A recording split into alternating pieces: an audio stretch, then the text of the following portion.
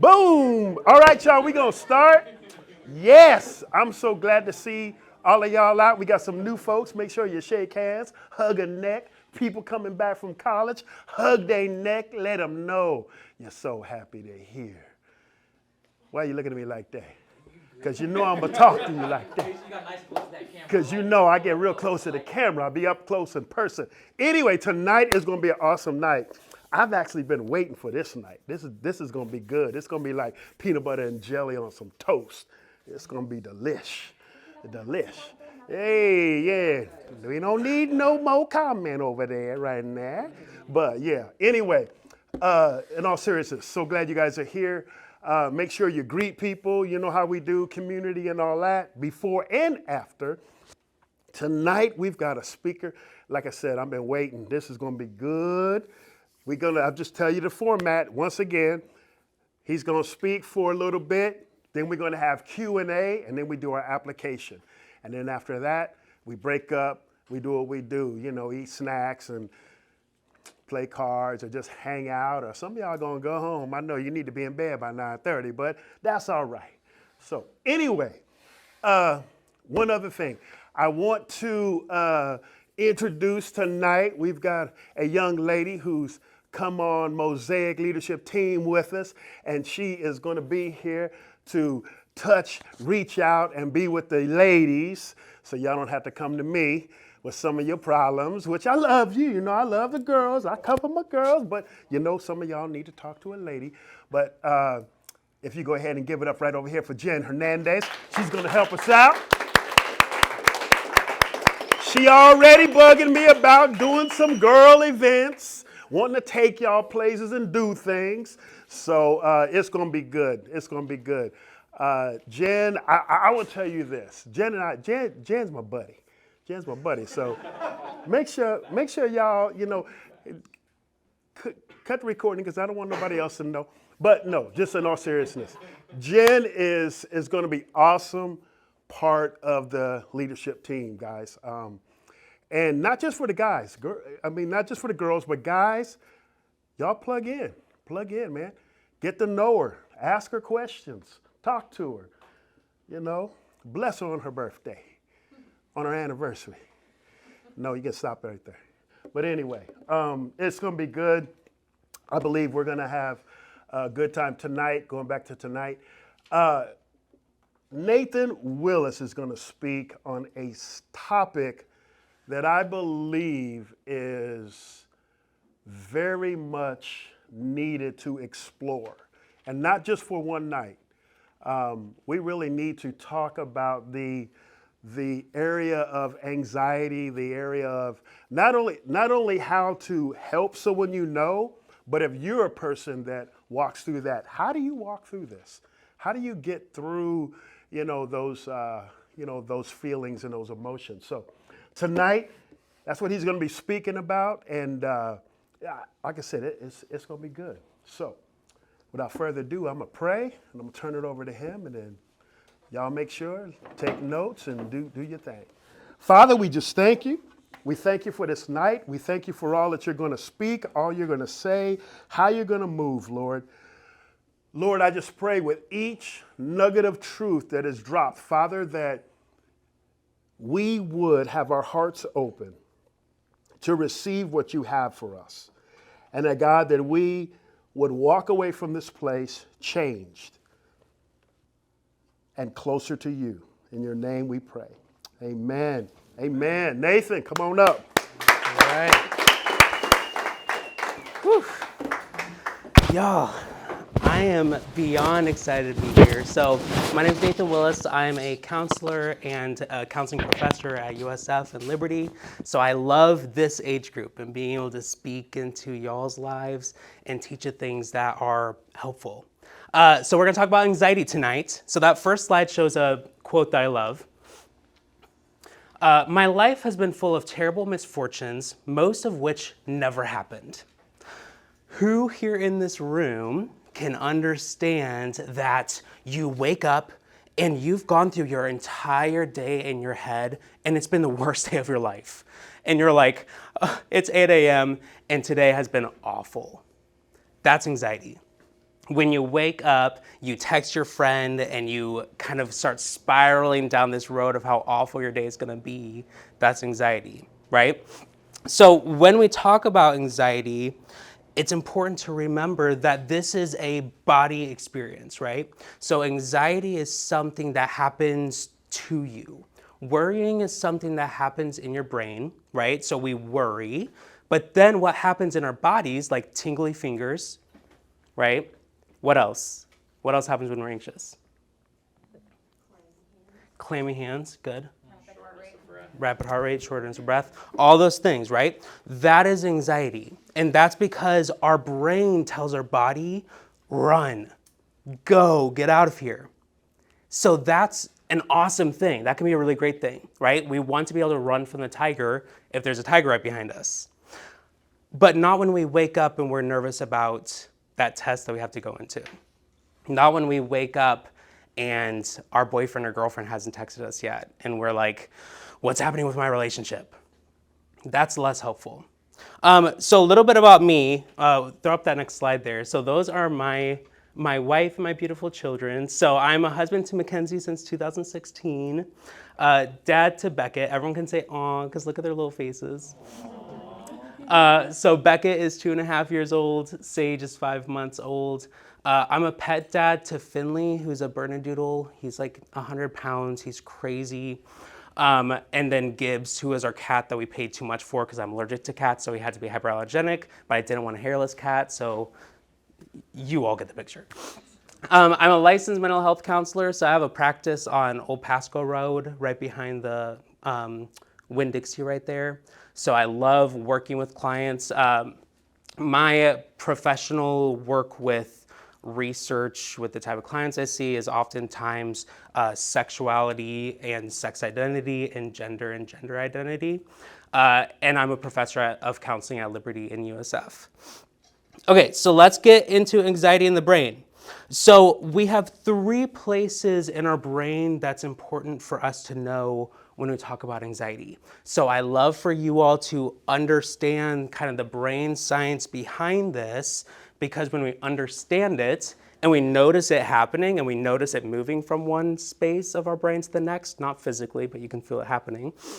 When we notice that happening, we can stop it and go, okay, I know what this is. I know what's happening here.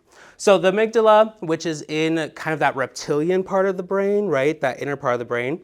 And what I mean by inner part of the brain is that we have this outside part of our brain that's in charge of like decision making and thinking. But right now I'm breathing and I'm not thinking, take a deep breath in, take a deep breath out, right? I'm not thinking, okay, blink your eyes now.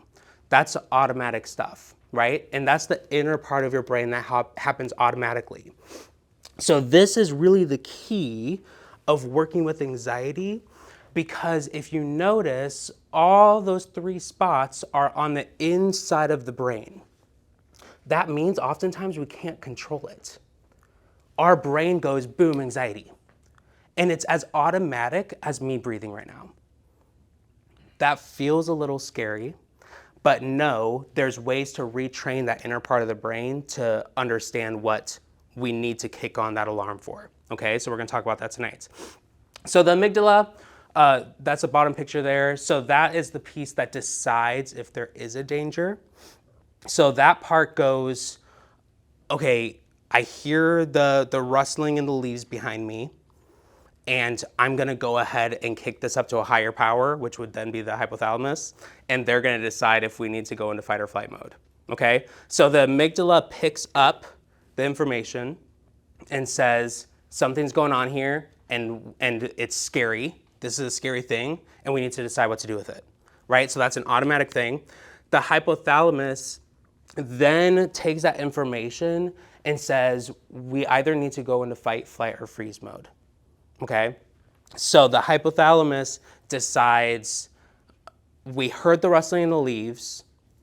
I know from previous experience that that's not a good thing, so we're gonna go ahead and run. I just walked across the corner and somebody jumped out and scared me, and I know that somebody like scaring me like that is not a good thing, so I'm gonna go ahead and freeze because I'm freaked out. right? So that's what the hypothalamus does. The hypothalamus, again, in charge of fight, flight, or freeze response. The hippocampus is on the right-hand side there, or sorry, the left-hand side. That is an interesting part of the inner brain because that actually updates our amygdala and actually our hypothalamus as well with emotional memories. So here's the cool thing. You may wear a hat, and when you wore that hat, you went into class, and y'all, this is a true story, don't tell anyone. So you wear that hat, you go into class, and you bomb a presentation. Just bomb it. It's horrible, and you kind of have this like anxiety experience when you're up there, and it's just an awful presentation, and you fail it. You take off the hat, you take a shower, you move on with your life. Then next semester, you have another presentation. You're on your way out, you're picking what to wear, you grab that hat, and all of a sudden you're walking to class and you feel extremely anxious. It's because you had that experience before with that hat. You've prepared, everything is great with your presentation, everything should be really good, everything's good. You've prepared, but since you put on that hat, the hippocampus updated the hypothalamus and said, the last time you wore that hat, it didn't go well. And again, this is automatic. So your body says, now is fight or flight mode.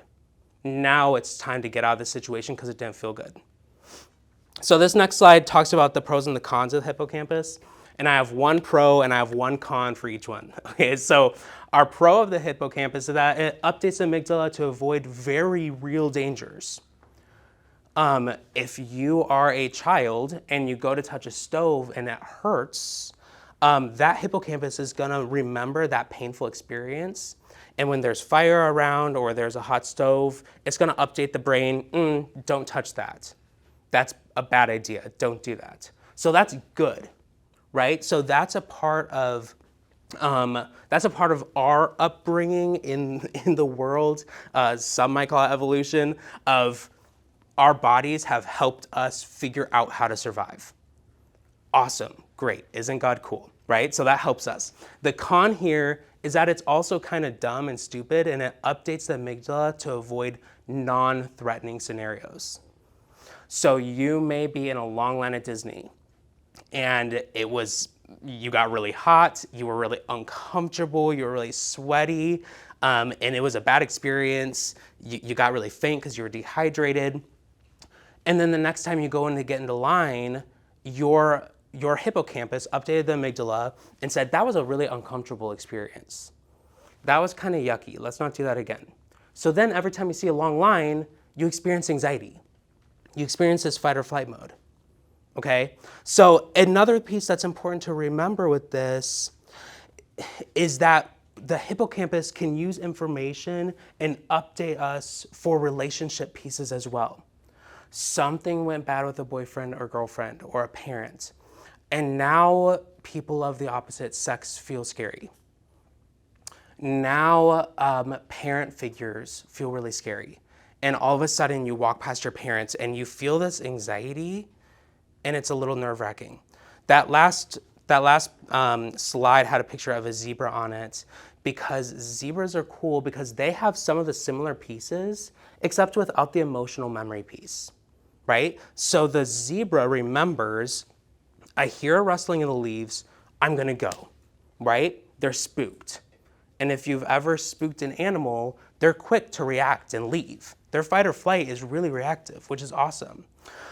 One thing that you won't notice with a zebra is a late due bill notice that you'll put in front of their face. And all of a sudden they run and they experience anxiety. They won't notice if you hold up your bank statement and it's a little lower than you would like and you put it in front of their face, they're not gonna react and run. But we react, don't we? We react. Our hippocampus updates and says, we're in real danger right now, when maybe we're not, okay? So it's an awesome thing. It helps us to stay out of danger. Anxiety can be a really great thing, but we have to keep it in check. There's some great medicine in there that helps dampen this to keep us in check, but there's also some really great things that we can do to remember in our brains to kind of override that hippocampus system, okay? So next slide. I'm a big fan of The Office. Literally anyone, can I ask you something? And you just have that anxiety, right? Because maybe you've had that experience of, can I ask you something? And it's like, why are you such a jerk? Or why did this happen? Or can we talk about a relationship right now? That's gonna bring on anxiety, right? So the ABCs of anxiety. So what happens in almost every anxious situation is that you'll first have that alarm. You'll first have that automatic response warning you that something might be wrong, right? That's the amygdala. Then you have a belief. So this is where we get into the nitty-gritty of what we can do here. So the belief is an automatic response oftentimes that tells our nervous system to either kick it into gear or to remain calm, right? So this belief is learned, right, and updated by the hippocampus. So we have a belief, and that's one thing that's really helpful in counseling and therapy is that you can dig into these beliefs and go, go ahead. So you can dig into these beliefs and say, what are you believing, right? If somebody's sitting across from me and they're like, Dr. Nate, I'm experiencing anxiety. I'll say, let's look at your beliefs in these anxious situations. What are you believing to be true that's telling your brain you gotta run because something's not right? You're believing something that's not right. Okay, so you have a belief, and then we have coping. So any behavior that's in response to anxiety. Coping is, you normally hear that word and it's a really good thing, right? So coping can be great, but coping can also be really destructive and bad. So worrying is technically coping. You're responding to your anxiety and you're going, oh, well, what about this? What about this? What about this? And you're kind of going down this road. That's technically coping. Journaling is coping. So there's some really good ways that we can cope that we'll talk about too. Okay, next slide. 10 things I hate about you and me, because y'all know that movie, right? 10 things I hate about, okay, cool. So 10 things I hate about you and me, these are 10 what's called cognitive distortions, or stinking thinking, right? It's 10 ways that our brain will get us kind of into a loop, will get us into trouble. So we're gonna go through these, and I want y'all to pay attention to these and see if this is something that y'all do in your lives. So the first one is catastrophizing. So that's only seeing the worst possible outcome in any situation. That's also called spiraling, right? Like you get into this mode of, well, if I don't do awesome on this job interview, I'm not gonna get a job, and in 5 years, I'm gonna be living in a box on the side of the road, right? That's catastrophizing, right? You don't know. Overgeneralization, so that's making broad interpretations from single or few events. That can get us into trouble if we apply it to like big situations. Like one time I was at a party and had a bad interaction with somebody there.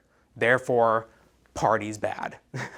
Socializing bad, right? That's overgeneralizing. If you catch yourself doing that, grab a hold of that and say, we're not gonna do that, we're not gonna believe that. Magical thinking is a belief that thoughts, actions, or emotions influence unrelated situations. So a good example of that could be that you went to the store and when you were at the store, something happened to a parent of yours. And all of a sudden now you have anxiety because you went to the store. That's magical thinking. Y'all aren't God. Like this did not happen because you did something. This happened because it happened, right? And reminding ourselves of that. Personalization, so that's a belief that you're responsible for events outside of your control. Generally that happens in relationships, that happens in friendships and parent-child relationships. Jumping to conclusions is my personal favorite because I see it all the time. That's mind reading and fortune telling. So mind reading being, they hate me. I had this interaction, they hate me. And all of a sudden you have anxiety because they hate me. You don't know. I tell people that all the time. I have to tell myself that all the time. You do not know. And then fortune telling. Well, yeah, I'm gonna do really bad. Yeah, I'm gonna flunk that exam. I'm not gonna get into that school. Why should I even apply? And you feel really anxious about it. That's fortune telling. You do not know. More things, emotional reasoning. So the assumption that Emotions reflect the way things really are.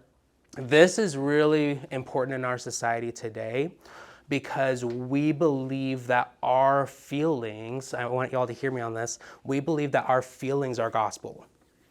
We believe that just because we feel offended by something means that that thing is offensive and that we should be offended by it. This often will lead to anxiety because we'll see a situation, we'll feel a certain way about it, and we will take that as gospel because a lot of people have told us that our feelings are important. Our feelings are important. I'm a counselor. I want you all to feel this is a great thing. But they're not so important that it leads you to believe that you should feel anxious because you have a certain feeling. Okay? Disqualifying the positive is only seeing the negative aspects in a situation, even though there may be positive pieces to it and we're just not looking at it. Should statements, so get rid of that word when you're talking to yourself. Get rid of that word when you're talking to other people. I should be doing this in my life right now. I should be at this level at my job, or I should have been able to ace that exam. Gotta get rid of that. All or nothing thinking is absolutes. This is a big one in relationships. Is saying always, never, or every. You always do this. Or I always mess this up. I'm never able to do this right. We got to get rid of that, right? We're probably disqualifying the positive with that one too, because we're not looking at situations where that doesn't happen. And then minimizing, so we minimize the importance of events. You did really bad in a certain presentation, but the week prior you did really good on one. Or you're working really hard in another class and that's really awesome, right? So make sure we're not minimizing certain things that have happened in our lives. Okay, let's talk about how to do this well then. I've given you a lot of bad stories. Let's talk about the good stuff now. So next slide is coping well. So this is something that y'all can commit to memory that I really like. It's called TIP, T-I-P-P. So one way, this is how we kind of trick that inner part of our brain. So TIP stands for temperature. Get yourself cold. If you start to feel the sweaty palms, if you start to feel really anxious, you may need to kind of pull your brain out of that fight or flight mode before you can start cognitively coping and telling yourself that everything's okay. Okay? So get into the freezer, right? Open the freezer door, stick your head in, grab ice, hold on to your ice, right? Put it on your forehead or behind you if need be. Another cool trick is called diving, where you grab a big bowl, fill it with cold water, add ice, and plunge your face into it. Because that inner brain, remember, is smart but also kind of stupid. And if you do that, it actually thinks, this dude's diving right now, let's slow everything down to preserve energy. Right? So that's what temperature is doing, is it's slowing down your system because your body says, oh, I shouldn't be feeling this anxiety right now because right now I need to be slowing everything down to preserve myself. That's more important, right? So trick your brain with temperature. Next one is intense workout. So go outside and sprint. Punch your pillow 1,000,000 times. Go get a workout in. That kind of helps exert some energy there. Paired muscle relaxation is where you take muscle groups where you have 2 of them and you flex them really hard, like your hands, for like 5 seconds, 1, 2, 3, 4, 5, and then release. And then go to the other parts of your body. Do it with your shoulders. Tense your shoulders for like 5 seconds, then release. Then like your back shoulder blades, right? And then you can go down to your knees, to your legs, to your shins, whatever you need to do. Flex the muscles that you have 2 of, starting here, work your way up and then down. And that can kind of help to start relax your body as well. And then paced breathing. So that's breathing into your nose as deeply as you can for like 5-6 seconds.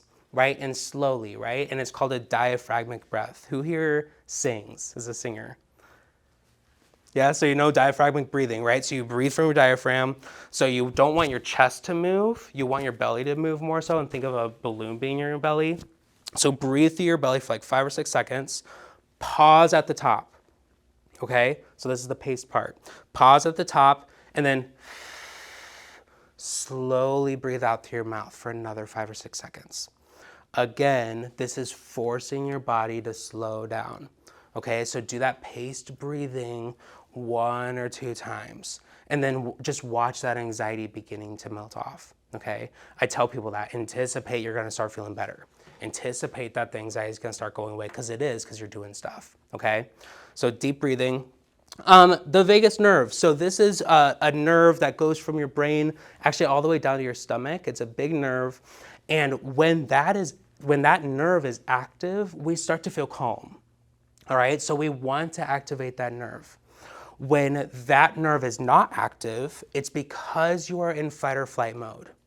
And when you are in fight or flight mode, your body needs to conserve all of its energy to running away.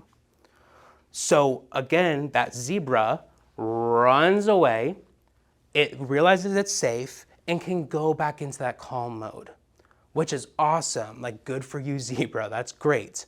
We get into a fight or flight mode and we remain there for days sometimes, right? And so when everything in your body, like your digestion, your breathing, everything is out of whack, it leads to really weird and wonky things happening. Okay, so we want to stimulate that nerve, because that then helps everything to start calming down again.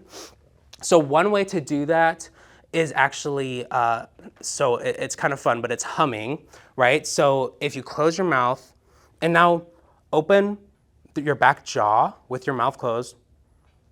I want to see it. Good job, everyone. Look at you. Okay, so we're doing that.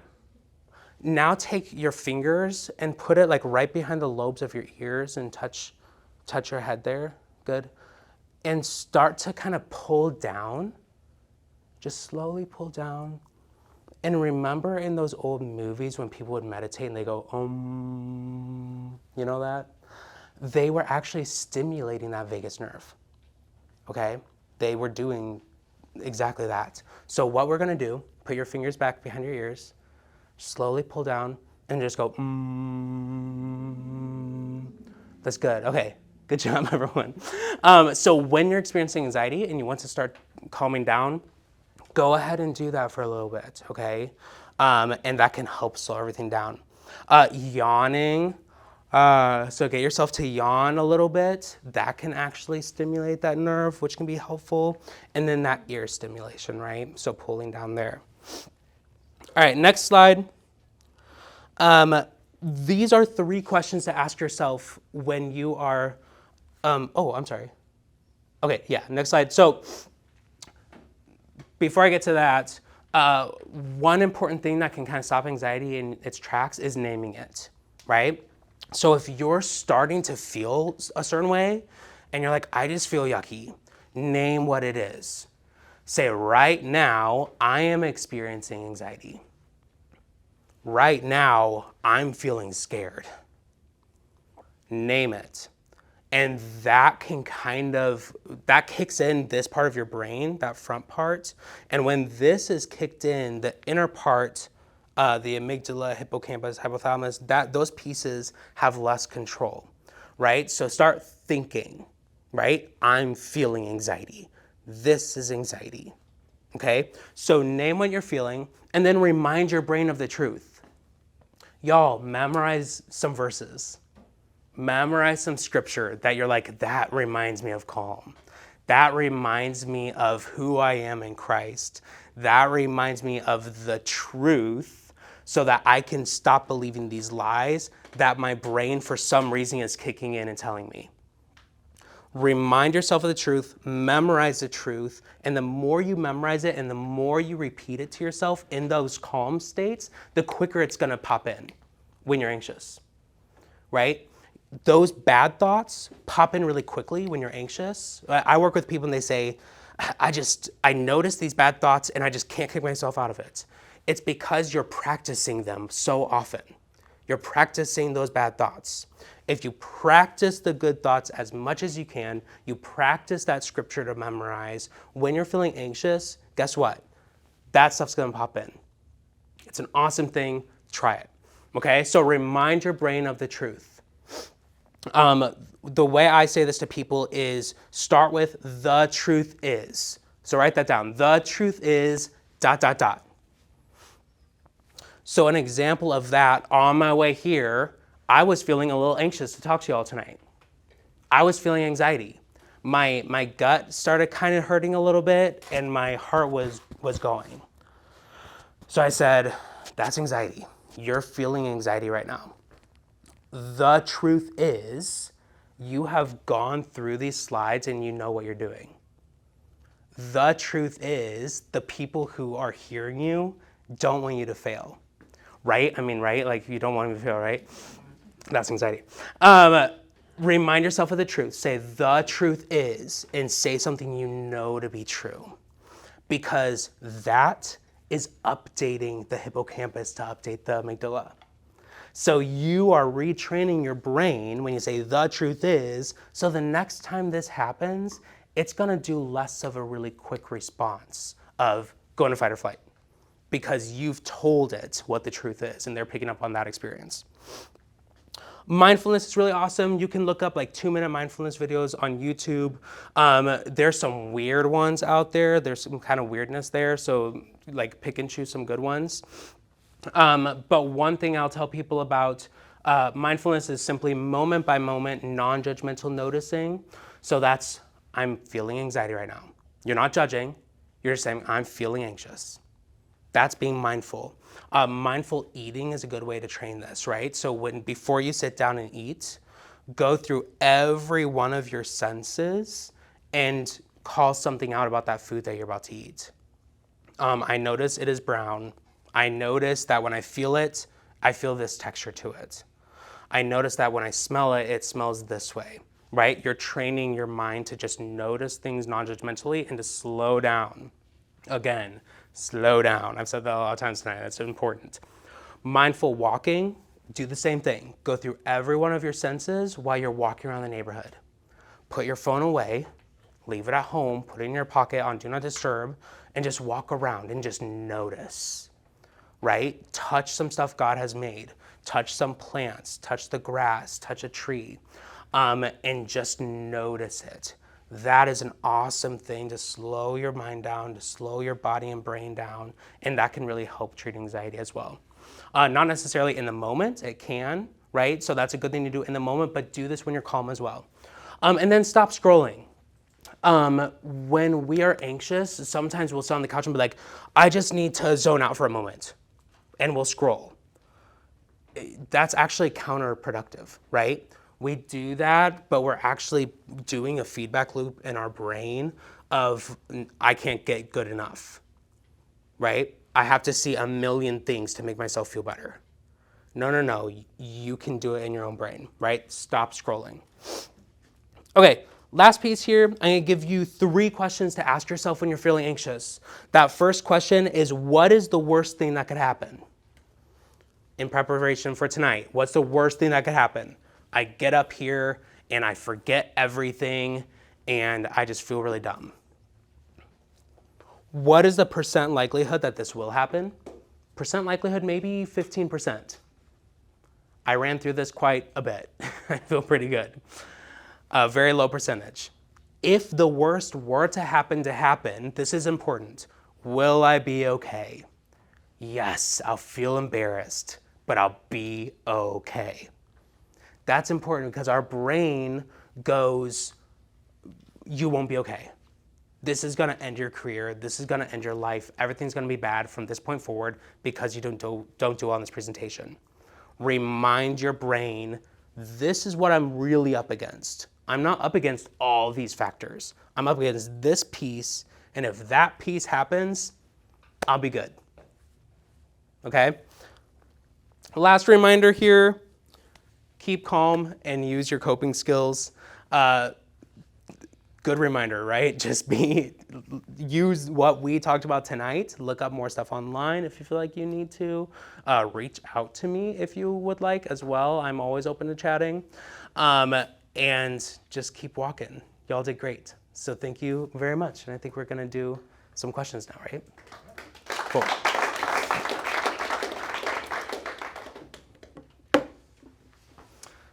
Floor's open for Q&A.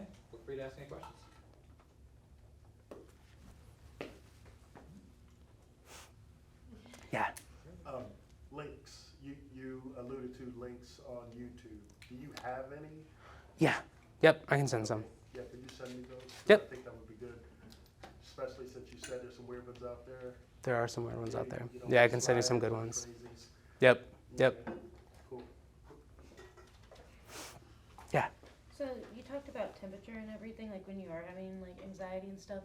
What you probably said it, but I didn't hear you. What is like with like shakiness, like when your body just continues like it's trembly and like Yep. you can't control it in general, or like you feel cold but you're not cold and Right. like your body shakes. Yeah. Yeah. So that's most likely a panic attack, Okay. which is your nervous system saying something is wrong and trying to get you to exert all this energy, but you're sitting there experiencing the panic, so you can't. Now, like, what if you feel like that, like 24/7? What is like the best thing to do, like for that? Because like you do all the other stuff and none Yeah. of it works. What's the best one for that? The reminders of the truths, because there's probably some belief in there that's bringing on some panic. If it's 24/7, yeah, it's or even medication at that point. If Yeah. it's like, the thing I tell people is look at your level of functioning. If this is getting in the way of being able to function, let's get something quickly to calm it down and then work on things and then lift stuff if we need to. Thanks. Yeah. Does one happen before the other? Panic happen because anxiety? Like, do they lead into each other? Oftentimes, it kind of depends on their history. Oftentimes, there's a trauma, some sort of trauma with the panic, because your body is so fixed on some sort of trauma happening that it does a fight or flight really quickly and really hard. So then normally it's like a trauma approach to working with it. What is the best advice you'd give for somebody else who's having an anxiety or having anxiety and they're kind of like not listening to reason? Yeah. I always just ask, I'll just ask people, do you want to feel better? And oftentimes they'll say yes, and then I'll say, but I've given you some things. You haven't really used it. So like I'll like help them get to a point of like, just do an experiment with me this week. Do this week and let's see what happens. But yeah, sometimes people have to kind of hit the ground. People have to hit rock bottom and then they start working on stuff, which stinks, right? Because you want them to help now. No bucket of ice water. Right, yeah. Well, and I saw online somebody said throw ice water on somebody. I'd highly not recommend that. And that was even, it was parents to their kids. They said, do it to your child. If you have a 7-year-old girl and she's kind of like spiraling, throw a bucket of water on her. That sounds like some Disney Channel Yeah. type stuff. I don't Yeah, I know. was like, don't do that. Like I know like the ice packs and everything, like yours Right. say like Yep. those help. Like like when I have really bad ones, I'll put them on my neck and Good. then it helps like shock it, and like Yep. within 5 minutes, it's like okay, you're good. Good. So, Good. yeah. Yep. Temperature's a good one. Anyone else? Yeah. So I was reading through like some of like the extra notes that we were putting down, and I was looking through like the remind yourself of the truth. For me personally, thing that happens with my anxiety is that I'll self-sabotage, which is the worst thing for me because that has wrecked me so many times. So I mean, I guess could you say that you could apply some of these things towards that because that kind of plays into it? Or? Yep. Yeah, because then if you say the truth over and over again, self-sabotaging becomes harder, right? Or a lot of times with self-sabotage, you'll memorize the truth and then you'll say, but that doesn't apply to me, right? So then you just continue reinforcing the truth and connect with your friends who know the truth about you. I'll sit in front of somebody and I'll say, look, you're telling me all these things that you know to be lies. All your friends know to be lies, but then in the moment, you don't think it's a lie. And I'll say, talk to your friends. Your friends know that those are lies. And if you love your friends and believe your friends, try to trust them in that moment to help reinforce, oh yeah, that is a lie. My truth is this. Cool, thank you. Mm-hmm. So, you're saying that the root of anxiety can be worry, or is worry? It can be. It can be. Yeah, it can be. Sometimes it's literally an automatic response. Like you're not worrying, you're just walking and all of a sudden you're hit with anxiety because it's the automatic parts of the brain that kick in. So you're not necessarily worrying, but your brain says fight or flight. And then you have to work on it, which can be really tough. But then what caused that? Past experiences, emotional experiences. So you're walking down the street and a car goes by that's the same color car that you were in a car accident with. And you don't even notice the car, but your subconscious picks it up and says, there's that car. And then you go into fight or flight mode and you didn't even recognize that No. happened. Right, correct. Yep.